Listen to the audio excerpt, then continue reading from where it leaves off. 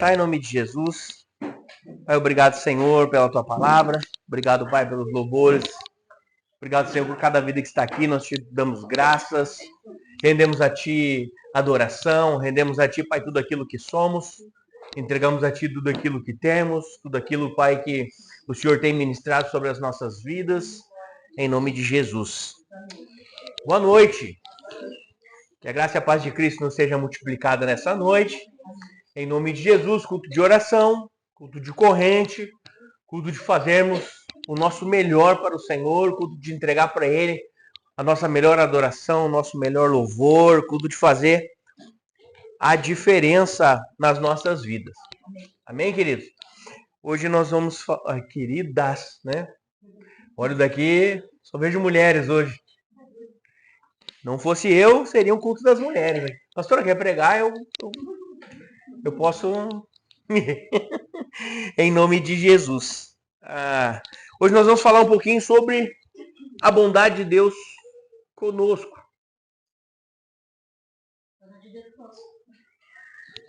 Nós vamos falar um pouquinho sobre a bondade de Deus, sobre Ele cuidando de nós. Sobre Ele cuidando de cada um de nós, em nome de Jesus. Então se prepare, se segure aí na sua cadeira, que hoje Deus vai falar conosco em nome de Jesus. Queria agradecer a presença da senhora que está nos visitando, que Deus possa lhe abençoar nessa noite, seja muito bem-vinda. Amém. Amém. Deus abençoe. Aqui é a casa do seu pai, então sinta-se à vontade em nome de Jesus. E se gostar do culto, volte sempre. Se não gostar, não fale para ninguém que não gostou. Não tem como. Amém. Porque vai que não serve para um, mas serve para outros, né? Em nome de Jesus. Deus é bom. É uma brincadeira que a gente faz, mas glórias a Deus. Então você pode abrir a palavra do Senhor no livro de Mateus, capítulo 6.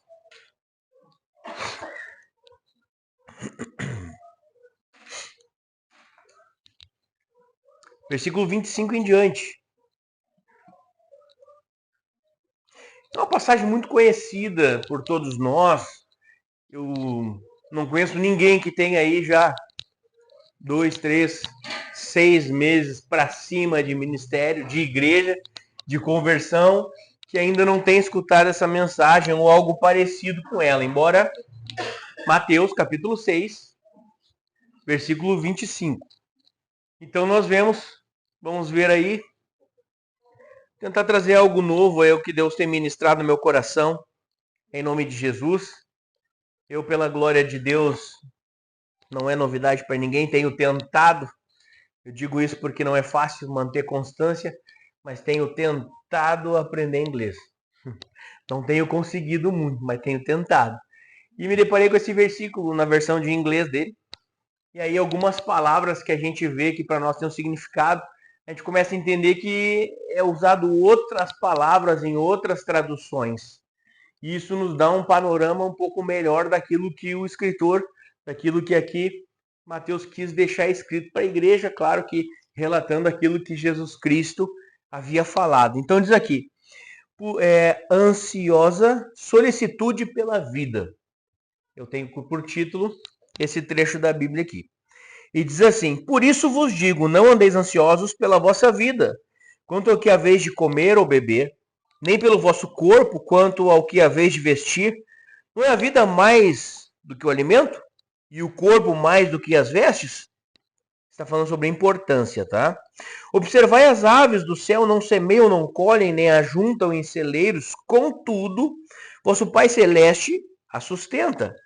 Porventura não valeis vós muito mais do que as aves?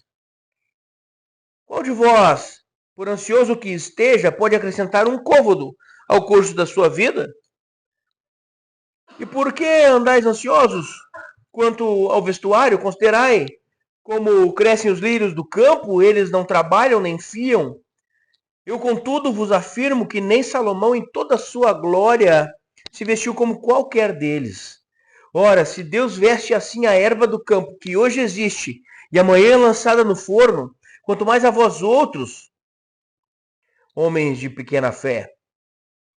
Portanto, Não vos inquieteis dizendo: que comeremos, que beberemos, ou com que nos vestiremos, porque os gentios é que procuram todas estas coisas, pois vosso Pai Celeste sabe que necessitais de todas elas.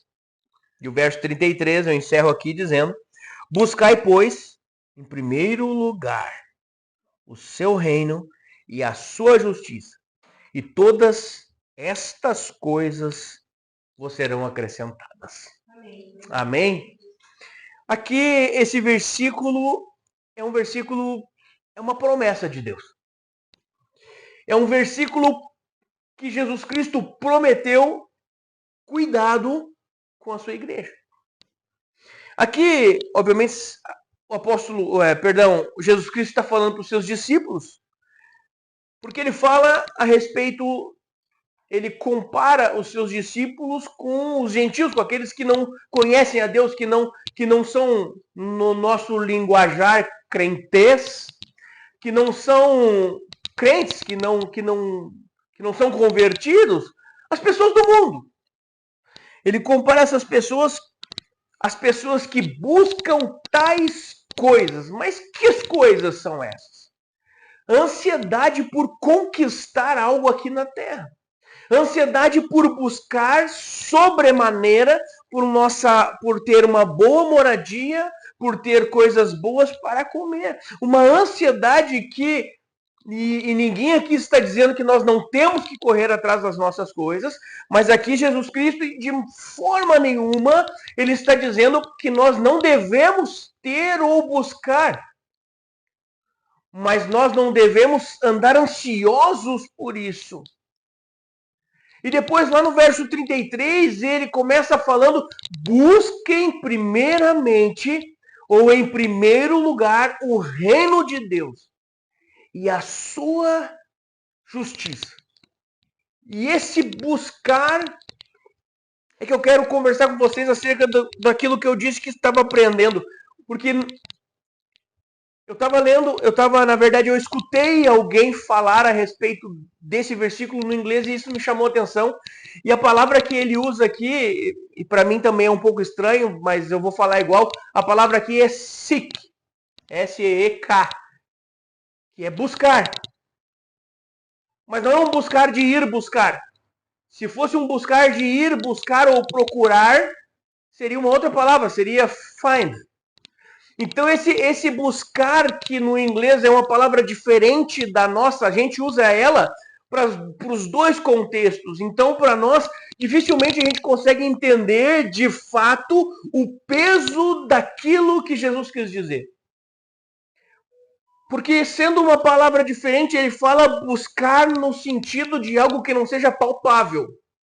Buscar o quê? O reino. Não procurar como se procura algo, mas buscar com intensidade, porque é algo que não é palpável. Porque é algo que nós não conseguimos tocar no reino dos céus. O próprio Cristo, um pouco antes, um pouco depois disso aqui, ele fala que o reino dos céus não vem por aparência visível, mas está dentro de nós. Amém. E em uma outra tradução fala que está no meio de nós. E eu já falei aqui que eu acredito nas duas coisas, dentro e no meio da gente. O reino de Deus, ele está aqui, mas não está aqui nem ali, ele está onde a igreja está. Amém.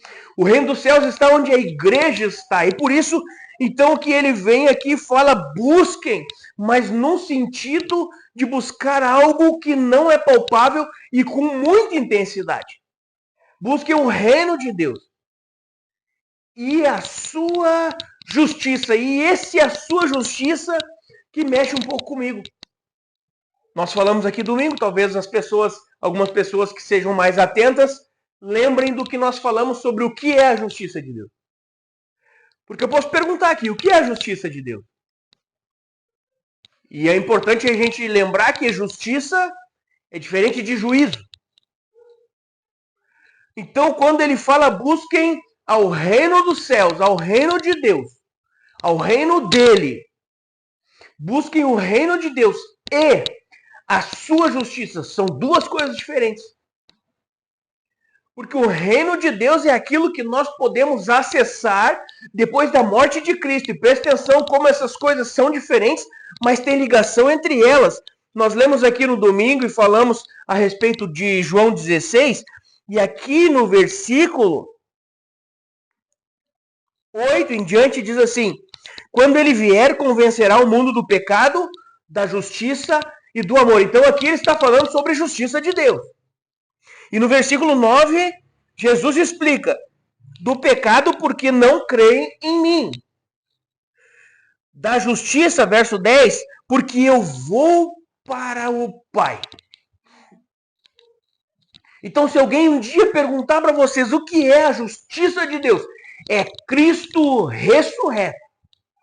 A justiça de Deus é o sacrifício da cruz. Jesus morre e ressuscita e vai para o Pai para cumprir a justiça que nós merecíamos. Ou melhor, merecíamos o juízo, não merecíamos a justiça, mas pela sua graça fomos justificados.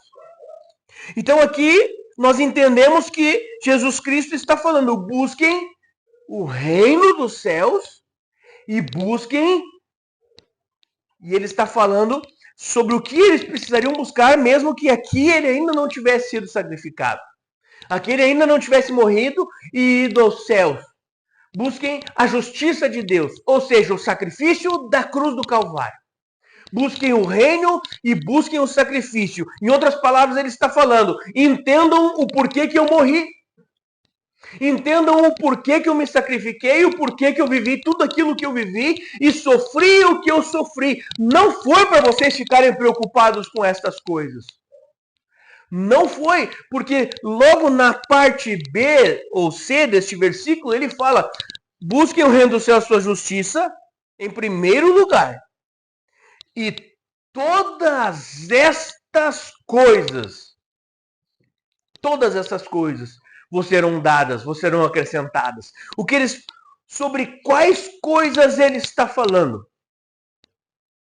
Sobre as coisas que ele há pouco havia dito, sobre o que vestir, sobre o que comer, sobre o que fazer, Então, primeiro ele fala: por que vocês andam ansiosos, batendo cabeça e se preocupando tanto a ponto de não me buscar em primeiro lugar, não andar comigo? Lembra a referência de Marta e Maria?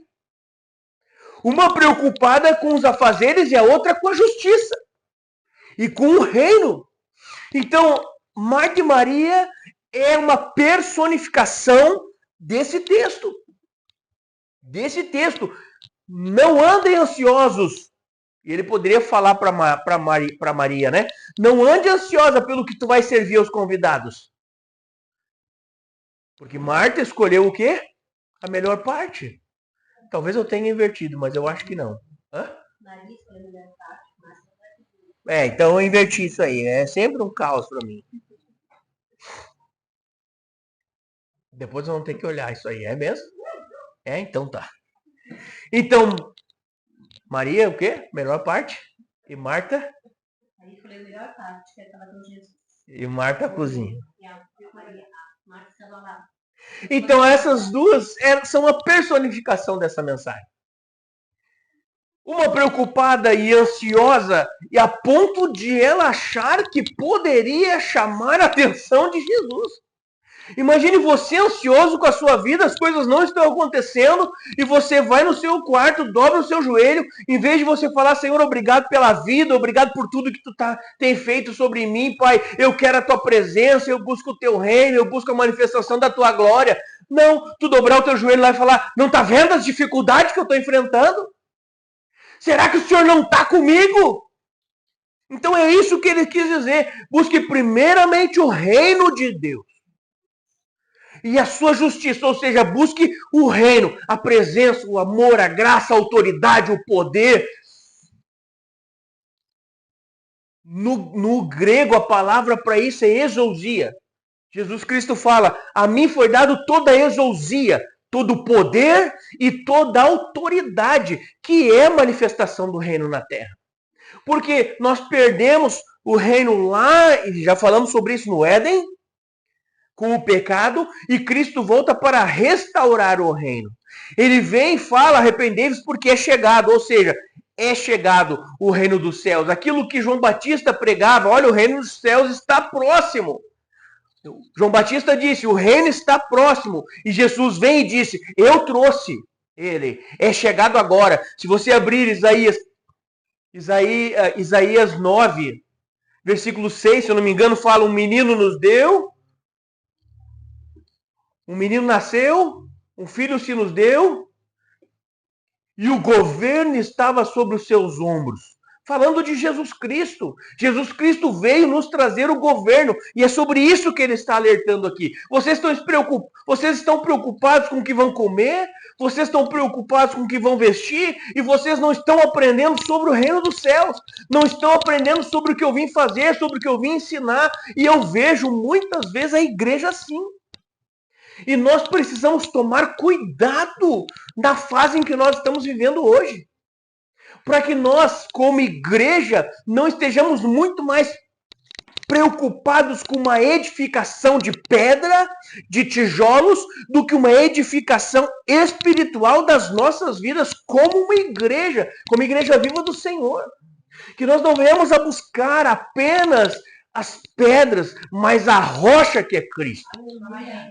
Que a rocha que é Cristo, porque isso é aquilo que ele vem nos falar. Se vocês buscarem a mim, que sou a rocha, ou seja, o reino que eu vim trazer, a autoridade que eu vim lhes dar, o poder que está através do Espírito Santo, e buscarem a justiça, que é o meu sacrifício para salvar a vida de vocês, todas estas coisas vos serão acrescentadas.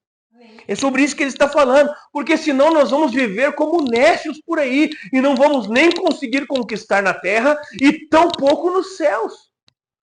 Tampouco nos céus. E digo mesmo que venhamos a conquistar na terra, se não conquistarmos nos céus, de nada nos servirá. De nada nos servirá, porque a palavra fala, o próprio Cristo disse, não junteis tesouros aonde? Aqui na terra, por quê? Porque a traça come, a ferrugem corrói.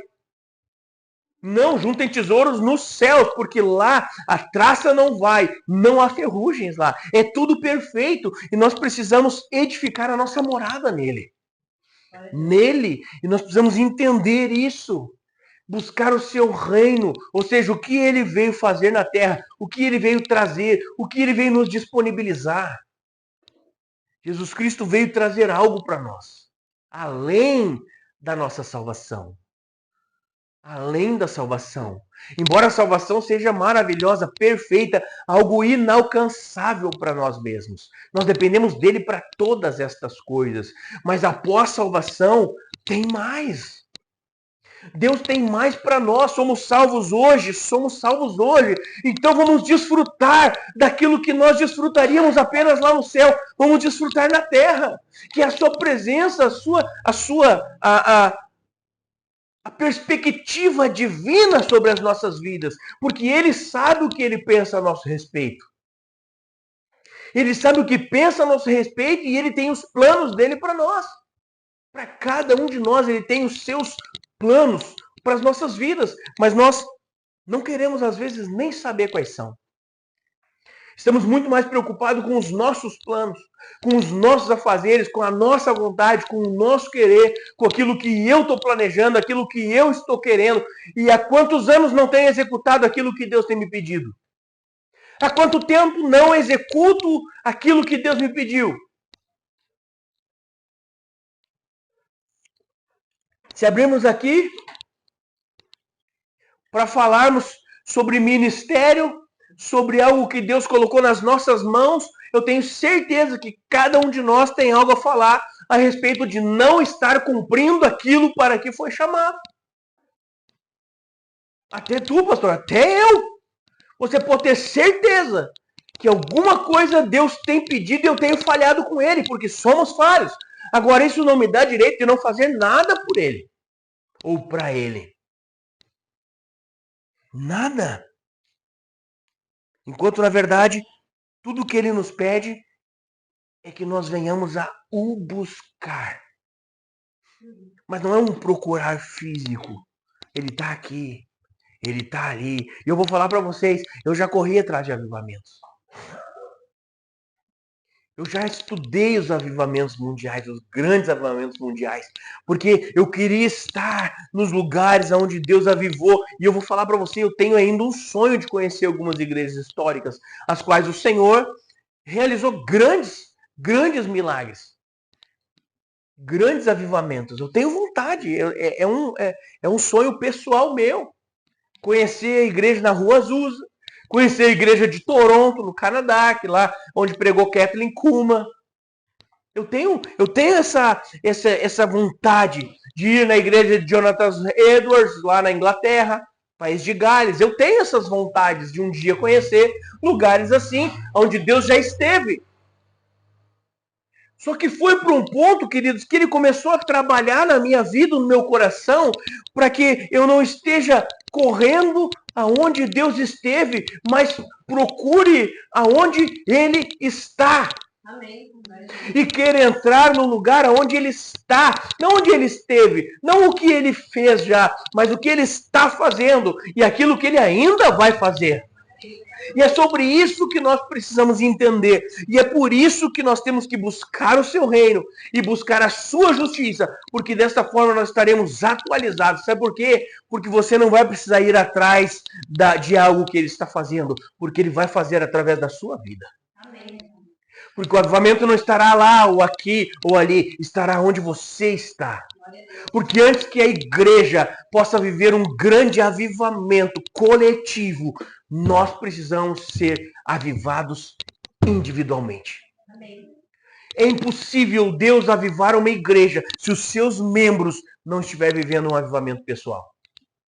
De busca, de oração, de ministração da palavra, de louvores. Sabe aquela fase da tua vida em que tudo que tu quer é adorar a Deus, tudo que tu quer é estar na sua presença, o teu desejo é para Ele. Se a igreja não estiver assim, o avivamento não vai chegar. Não vai chegar. E nós vamos ficar aqui 30, 40, 50, 70 anos falando acerca do avivamento e ninguém vai experimentar o avivamento se nós não mudarmos as nossas atitudes. Não mudarmos as nossas atitudes. Nós estamos atrás de correr atrás de construir um lugar para nós. Deus é bom, já nos deu terreno. Deus é bom, já tem poste de luz, já tem coisa da água lá. Eu esqueci o nome agora. A casinha da água lá. Glórias a Deus, aleluia. Já planejando o terreno, já tem brita lá. Deus é maravilhoso. Mas de nada adianta isso se quando nós botarmos nossos pés lá, a presença de Deus não ir junto. Sabe o que eu digo para ele? Você lembra aquilo que Moisés falou? Deus, não me faça descer daqui se tu mesmo não ir comigo. Amém. Querido, se não for para Deus estar conosco naquele lugar, eu não quero nunca sair da garagem. Nunca, porque eu sei que aqui Ele está. Amém. Eu sei que aqui Ele está e Ele está operando, Ele está trabalhando nas nossas vidas e Ele está fazendo coisas para que nós entendamos as coisas que Ele tem nos direcionado. Ele tem curado, Ele tem libertado, Ele tem trazido pessoas das trevas para a sua maravilhosa luz. Amém. Nós temos uma fila de pessoas para batismo. Então a oração é Deus, e nós queremos ir para lá. Não, a oração é Deus. Quando tu ir, nós queremos ir juntos. Quando a tua presença se mover para lá, nós vamos nos movimentar junto contigo, Senhor.